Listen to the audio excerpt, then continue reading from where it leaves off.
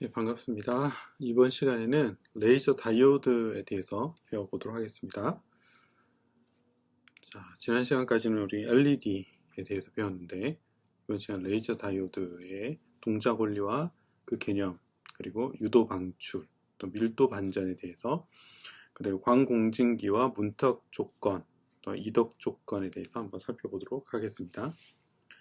레이저 다이오드는 광통신의 대표적 발광 소자입니다. 레이저는 우리가 다 알고 있죠. 레이저는 유도 방출에 의한 빛의 증폭이라고 하는 라이트, amplifier, amplification by the stimulated 유도죠. emission, 방출, radiation, 네. 빛의 증폭에 대한 유도 방출에 의한 빛의 증폭 LASER 해서 레이저의 약자입니다. 이 정도는 이제 광기술공학과 학생들은 그 레이저에 대한 레이저가 뭐의 약자냐 하면 이럴 정도 풀어서 알려줄 수 있을 정도는 돼야 되겠죠. 엄밀히 레이저는 빛을 증폭하는 소자는 아니고요. 광공진기 내에서 옵티컬 캐비티라 하는데 그 캐비티 내에서 특정한 주파수 빛을 생성하는 소자로 볼 수 있습니다. 광통신용 레이저는 화합물 반도체로 제조 또는 이제 제조된 PN 접합 구조의 반도체 레이저를 주로 사용하고요. LED보다 방향성이 좋고 그 다음에 출력 전력이 높고요. 스펙트럼 폭이 훨씬 더 좁습니다. 그리고 가간섭성 광파로 출력이 된다. 가간섭성은 간섭을 잘 일으킨다라는 특성을 가간섭성이라고 하는 거죠.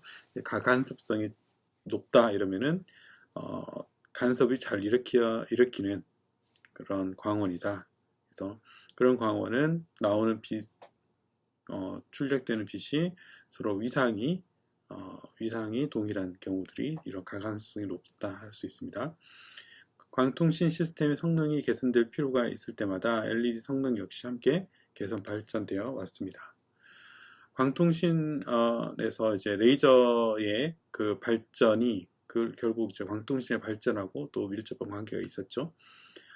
레이저 동작의 기본 개념을 보면 빛과 물질은 상호작용을 통하여 빛의 흡수와 방출이라고 하는 현상을 나타냅니다.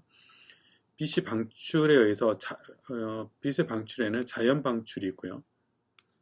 자연 방출, 유도 방출이 있습니다. 유도 방출. 자연 방출 또는 자발 방출이라고 하는데 그것은 spontaneous emission이라고 부릅니다. 영어로는 외부 요인에 관계없이 무작위적으로 발생하는 방출이 자발 방출입니다. LED에서 전도대의 전자가 외부의 어떤 자극에 의하지 않고 자발적으로 가전자대로 떨어져서 발생하는 광자가 방출되는데 그때 나타나는 현상을 주로 이제 자발 방출이라고 볼 수 있습니다.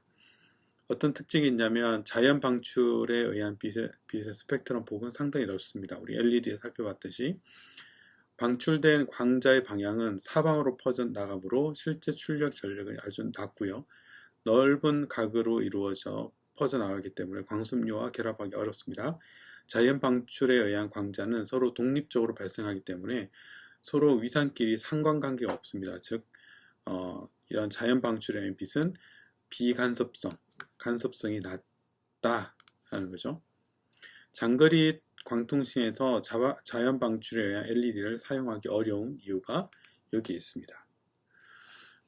자, 그 다음에 이제 우리가 살펴볼 유도 방출입니다. 유도 방출은 이제 말 그대로 유도, stimulated. 그래서 어떤 인위적인 유도를 통하여 방출을 일으킨다라고 보시는 거죠.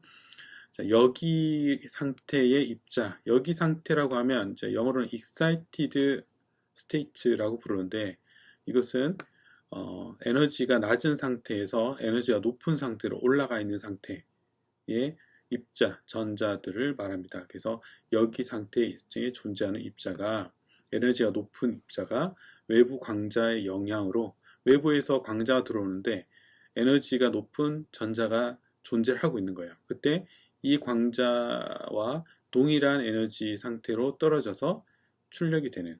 그래서 이 들어오는 광자에 의해서 전자가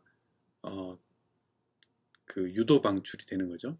그래서 낮은 에너지 상태로 떨어지면서 외부 광자와 같은 성질의 광자를 방출한다. 어떤 특징들이 있냐면 새로 방출되는 광자의 주파수 혹은 파장 역시 외부 광자 비슷해서 출력 스펙트럼 폭이 아주 좁다. 네, 좁은 스펙트럼 폭을 가지고요. 새로 방출된 광자는 외부 광자에 의해서 발생되므로 위상이 같은 위상을 가집니다.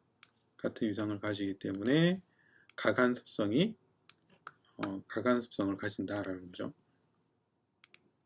모든 광자가 같은 방향으로 진행하기 때문에 레이저 다이오드의 외부로 빛을 출력하기가 쉽고요. 즉 같은 전류를 공급한다면 레이저 다이오드의 출력 광 전력이 LED보다 훨씬 높을 뿐 아니라 외부 광섬유와 결합하기도 쉽습니다.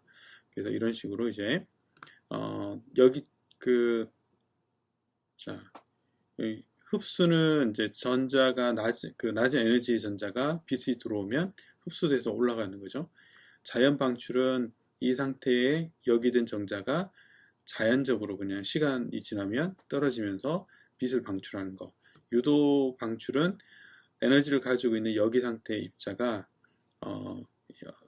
여기 상태에 존재할 때 어떤 임의의 외부 광자가 입력되면 이 광자와 동일한 위상과 동일한 파장을 가지고 출력이 되는데 이걸 유도 방출이라 그러고요. 이런 같은 위상이 출력되기 때문에 간섭성이 높은 가간섭성을 가진다라고 하는 것입니다. 그 다음에 살펴볼 것이 이제 밀도 반전인데요. 말 그대로 밀도, 그 전자와 그 다음에 우리가 반도체에서는 전공이 되어 있죠. 전자와 전공의 어떤 밀도가 반전된다. 그래서 높은 에너지에 많은 높은 에너지를 갖는 전자들이 많아지는 경우를 뜻하는 게 됩니다. 레이저도 동작하기 위해서는 유도 방출이 짧은 시간에 수없이 발생해야 하기 때문에 따라서 높은 에너지 상태에 존재하는 입자의 수가 낮은 에너지 상태의 입자의 수보다 더 많아야 됩니다. 이것을 밀도 반전, population inversion이라고 부릅니다. 밀도 반전은 외부에서 따로 에너지를 공급해야 하는데요. 이런 외부에서 따로 에너지를 공급하는 것을 펌핑이라고 부릅니다. 펌핑. 그래서 에너지를 이렇게 우리가 말 그대로 펌프, 우리가 물을 펌핑해서 높은 지역으로 이렇게 올려주죠. 낮은 지대에 있던 물을 높은 지역으로 올려주듯이 전자에 에너지를 줘서 높은 에너지를 가진 전자로 여기를 시킵니다. excited를 시키는 것을 펌핑이라고 합니다. 반도체 레이저에서 밀도 반전은 불순물 주입 농도가 아주 높은 P형 반도체와 N형 반도체의 접합으로 PN 다이오드의 순방향 전류를 흘려주면 이런 펌핑이 일어납니다. 그래서 반도체 레이저에서는 그 펌핑 해주는 그 요소가 뭐냐면 전류가 되는 거죠. 전류. 그 중에서도 순방향 전류가 펌핑을 에너지를 지속적으로 공급해주는 그런 그 요소가 되겠습니다. 불순물 농도가 아주 높은 P형 반도체에서 페럼 에너지 준위는 가전자대 아래에 놓이게 되고요. 그리고 N형 반도체는 전도대 위에 놓이게 되어서 형성되는데 이때 이런 것을 이제 축태라고 부릅니다. 이게 다음 페이지에 어떤 상태인지를 잠깐 살펴보도록 하겠습니다. 자, 축태된 PN 접합 다이오드의 순방향의 전압이 인가됐을 때 어떤 현상이 일어나느냐. 자, 여기가 지금 P형 반도체가 있고요. N형 반도체가 있고 두 개를 접합을 했습니다. 그랬을 때 P형 반도체의 전도대 아래에 여기에 그 페르미 에너지가 여기에 존재하는 거죠. 그러면 이게 무슨 얘기냐면 이 가전자대 아래에 모든 전자들이 여기에 존재합니다. P형은 여기에 존재를 한다는 거죠. 근데 N형은 이 전도대 위에 이만큼 그 가전자대가 있습니다. 그 얘기는 무슨 얘기냐면 이 부분에서 전도대가 형성이 되는데 여기서 전자로 가득 채워져 있다는 거죠. 그래서 전자로 가득 채워진 그 N형 반도체의 그 페르미 채워진 구간과 그 다음에 P형 반도체의 전자가 채워지지 않은 이 부분이 서로 거의 같은 레벨에 존재하는 이 평형 상태에 존재하는 것을 축퇴됐다라고 부릅니다. 자, 외부에서 활성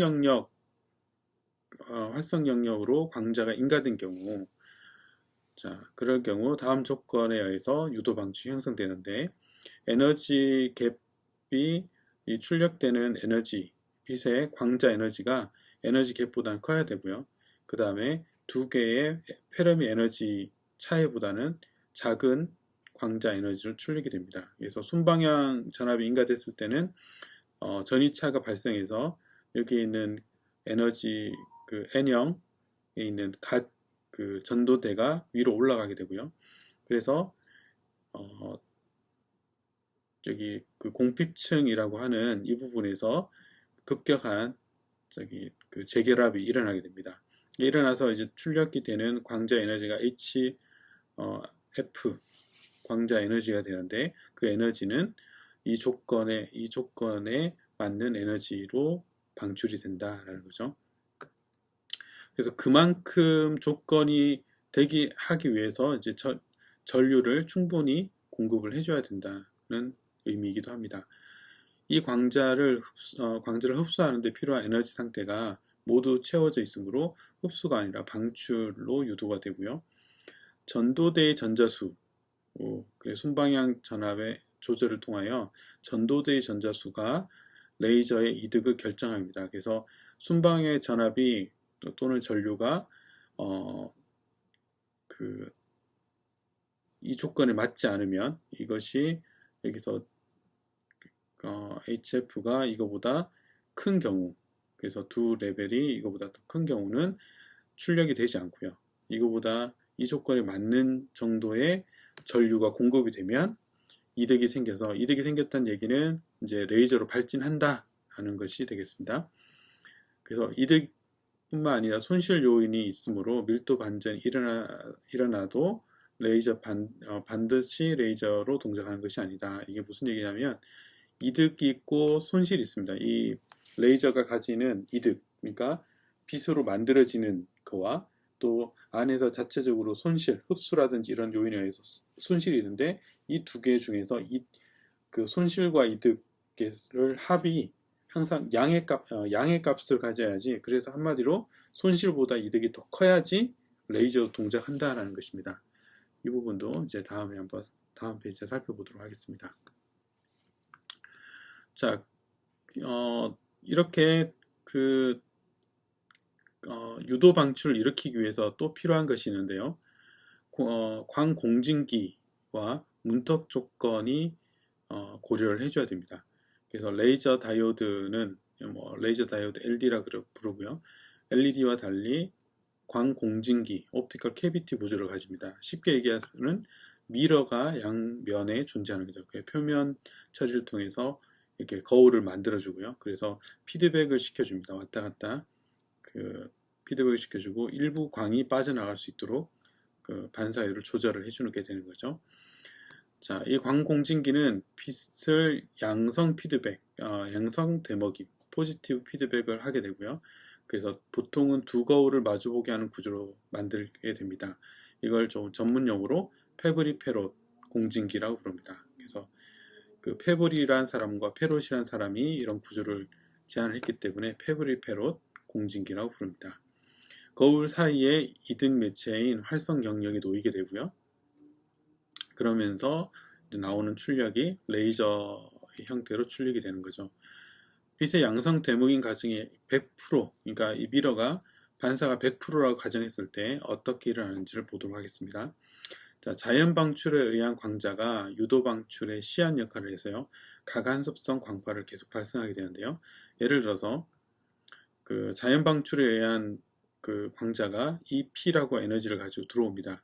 그랬을 때 전도대에 역이되어 있는 전자가 이 EP의 에너지를 가지는 자연 방출된 광자를 만나면 떨어지게 되고, 그럼 두 개의 EP에 갖는 광자가 두 개가 만들어지게 되죠.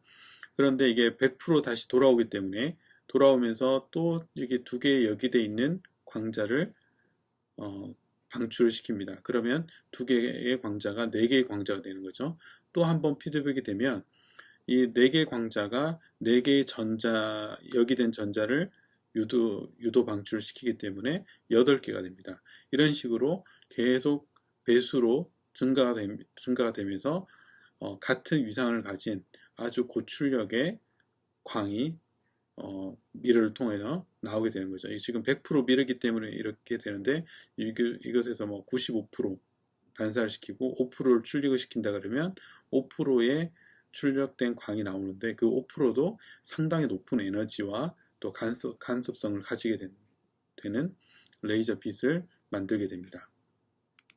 그렇게 해서 동일한 위상과 동일한 파장을 가지기 때문에 선폭이 아주 얇은, 그래서 그 하나의 파장, 단일 파장으로 봐도 무방한 아주 하나의 파장을 가지고 출력이 되는 레이저 특성을 가진다라고 볼 수 있습니다.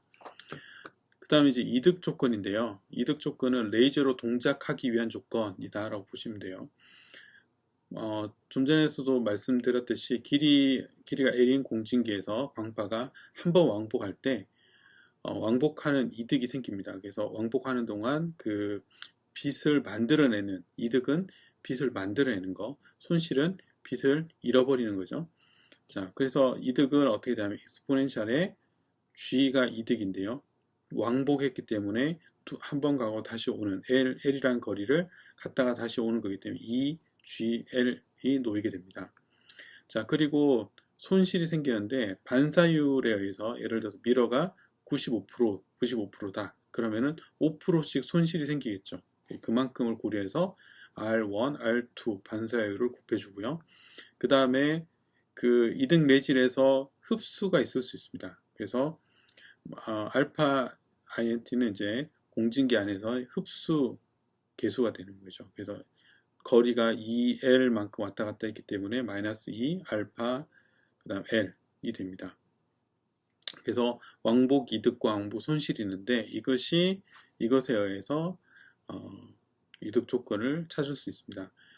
자, 광공진기가 레이저로 동작하기 위해서는 왕복 진행 후에 전체 전력 변화가 1보다 커야 합니다. 즉, 이 두 개의 왕복 이득과 왕복 손실을 곱해서 이 값이 1보다 큰 값이어야지만이 레이저로 동작을 한다라는 거죠. 그래서 R1, R2 익스포넨셜의 마이너스 2 알파 L 익스포넨셜의 G, 2GL이 1보다 크다라는 조건으로 됩니다. 그래서 우리가 알고 싶은 것은 G 이득이 어떤 조건을 가지냐, 이득 조건을 찾는 거니까 이 식을 G로 풀어주면 다음과 같이 풀립니다. 이건 여러분들이 한번 유도를 해보시면 좋겠습니다. 그래서 G는 알파 플러스 2L분의 1 자연 로그 R1, R2분의 1이 됩니다. 그래서 그 G가 이 옆에 있는 오른쪽의 식보다 큰 값을 가질 때 레이저로 동작을 한다라는 거죠. 그래서 최소한 이 식과 같은 값을 가져야 되고 이거보다 작은 값을 가지면 레이저 동작하지 않습니다. 그래서 이거보다 딱 정확하게 같은 값을 가질 때를 문턱 이득, 그래서 문턱 이득, 우리가 그 전자회로에서는 문턱 전류라고 하는 문턱 이득을 가집니다. 그래서 쉐러솔드의 약자인데 GHTH는 알파 플러스 2L분의 1 자연 로그 R1, R2분의 1이 되는 거죠. 그래서 이것을 이제 오른쪽에 있는 식 전체를 알파 캐비티, 그래서 캐비티 공진기 안의 전체 손실 계수로 보고요. 이 손실 계수보다 그 이득이 커야지만이 레이저로 동작을 한다라는 이것이 이제 이득 조건이 되겠습니다. 자, 이득 계수 G는 활성 영역에서 주입되는 캐리어 농도 N에 영향을 받습니다. 일반적으로 광자 에너지 또는 광자 주파수에 의해서 이런 G가 결정이 됩니다. G는 유도 방출 조건에 의해서 이 에너지 그 다음에 페르미 에너지 두 밴드에서 페르미 에너지 차이보다는 작고 에너지 갭보다는 큰 에너지를 가지고 출력이 돼야 되는데요. 이 사이 에너지를 가지고 출력이 돼야 됩니다. 이제 이걸 가지고 보면 다음과 같이 인듐 갈륨 아세나이드 포스퍼 레이저 다이오드의 이득 계수를 확인할 수 있습니다. X축은 파장이고요. Y축은 이제 여기가 그 양의 값은 이득 계수, 음의 값은 손실 계수가 되겠습니다. 그래서 예를 들어서 지금 그리고 여기 밑에 제일 첫 번째 그래프가 그 캐리어 농도가 1.0 곱하기 10의 18승. 자, 평방 센티미터당 얼마냐면 10의 18승계의 전자가 존재한다 라는 거죠. 자, 그리고 여기는 1.2 곱하기 10의 18승, 여기는 선이 하나 빠졌나 본데요. 선이 하나 빠졌나 봅니다. 여기 1.4 곱하기 10의 18승, 여기는 1.6 곱하기 10의 18승, 여기는 1.8 곱하기 10의 18승의 전자가 존재할 때입니다. 자, 그런데 여기 캐리어 농도가 10의 18승 이하일 때 G는 항상 0보다 작습니다. 그래서 이때는 레이저로 동작하지 않는다. 그러면 만약에 1.2다 그러면은 파장이 1.32에서 한 1.35 정도 사이에서 레이저로 동작을 한다 라고 볼 수 있고요. 만약에 1.6이다 그러면은 1.29에서 여기 한 1.36 사이에서 그 이득 계수가 양의 값을 가질 때 출력이 된다라는 것이고요. 네. 이런 식으로 이제 그 이득 계수의 그래프를 가지고 어느 정도의 에너지로 출력이 되는지 또 그 레이저로 동작하는지 여부를 확인할 수 있습니다. 광공진기 전체 손실계수 알파 캐비티는 주파수에 부과한 상수고 이득계수 G는 주파수의 함수입니다. 자, 이득계수 G는 보시는 바대로 이제 주파수 또는 파장에 대한 함수를 가지고요. 그런데 여기 지금 손실계수가 주파수에 무관하고 상수라고 얘기를 했는데 실제로 엄밀히 따져보면 이 매질의 흡수 계수가 파장에 의존을 하죠. 파장의 변화에 따라서 의존을 하고요. 또 반사율 역시도 파장에 의해서, 왜냐하면 반사율이 굴절율에 의해서 결정이 되죠. 그래서 굴절율이 파장에 대한 변화를 가지고 있기 때문에 결과적으로 사실 이 알파 캐비티 역시 일부 주파수에 의한 영향을 받습니다. 그런데 이게 왜 주파수에 무관하다 그러냐면 G가 주파수의 함수 이렇게 변하는 것보다도 알파가 변하는 것이 그렇게 크지 않기 때문에 그렇습니다. 크지 않기 때문에 G가 아주 많은 주파수의 영향을 가진다라는 의미에서 상수로 취급해도 된다라는 의미를 가지고 있습니다. 자, 길이가 400 마이크로미터고요. 활성 영역이 갈륨 아세나이드인 페브리페르트형 LD 문턱 이득 계수 G 세로솔드를 구하십시오. 굴절율이 3.6이고요. 내부 손실 계수가 20cm 인버스가 되겠습니다. 자, 갈륨 아세나이드는 공기 경계면에서의 굴절율을 보면 R1, R2를 1 플러스 N, 1 마이너스 N의 제곱해서 0.32, 약 한 32%의 반사를 가진다라는 것을 알 수 있습니다. 3.6을 여기 N에다가 넣어서 계산을 한 거죠. 그러면 32% 정도의 반사가 일어납니다. 그랬을 때 G 쉐러솔드는 알파 플러스 L분의 1 로그 R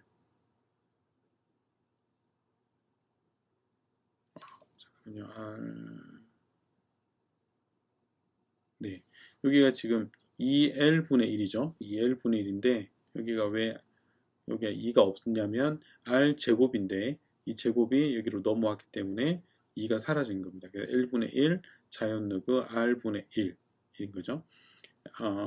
알파는 20이고요. 그 다음에 L은 0.04분의 1, 다음에 자연 로그 0.32, R이 0.32 넣어주면 얼마의 이득 계수가 되냐면 48.5cm 인버스가 됩니다. 이게 이제 문턱 그 이득 계수가 되는 거죠. 48.5가 됩니다. 자, 위에서 이제 48.5를 보면 약 한 50으로 보면 되죠. 그래서 50으로 보면 1.2 곱하기 10의 18승이 되면 여기서 파장이 한 1.33 마이크로미터에서 문턱 전류, 문턱 이득이 됩니다. 그 얘기는 1.33에서만 레이저로 아주 약하게 동작을 할 수 있다는 거죠. 그래서 이때는 이제 1.0 곱하기 10의 1.2 곱하기 10의 8승, 10의 18승 이렇게 농도가 있을 때 그렇습니다. 그러면 이 농도를 어떻게 증가시키냐? 쉽게 가장 쉬운 것이 전류를 더 높게 공급을 해주면 이 전자의 농도가 증가가 되는 거죠. 그래서 여기가 이득 계수가 1점, 그러니까 그 캐리어 농도가 1.2 곱하기 10의 18승이 되게 하는 전류가 있을 거 아니에요. 그때를 문턱 전류라고 부릅니다. 그래서 문턱 이득 계수에 해당하는 전류, 공급된 전류 값을 문턱 전류, 쉐르솔드 커런트, 쉐르솔드 커런트, 문턱 전류가 되겠습니다. 자, 이번 시간에는 이제 레이저 동작의 기본 원리를 살펴봤고요. 자연 방출과 유도 방출 차이점, 그 다음에 유도 방출의 특징, 유도 방출이 일어나기 위한 조건들, 밀도 반전, 그리고 레이저 동작이 일어나는 밀도 반전이 왜 필요한지에 대해서 이해했습니다. 그 다음에 광공진기가 무엇이고 이득 조건이 어떻게 되는지 이런 부분들을 우리가 살펴봤습니다. 자, 레이저 다이오드는 이제 광통신에서 그 LED보다 훨씬 더 중요한 역할을 해주기 때문에 여러분들이 좀 더 잘 이해를 하시고요. 다음 주에는 이제 그런 그 좀 더 구체적인 레이저 다이오드 특징들에 대해 살펴보도록 하겠습니다. 수고하셨습니다.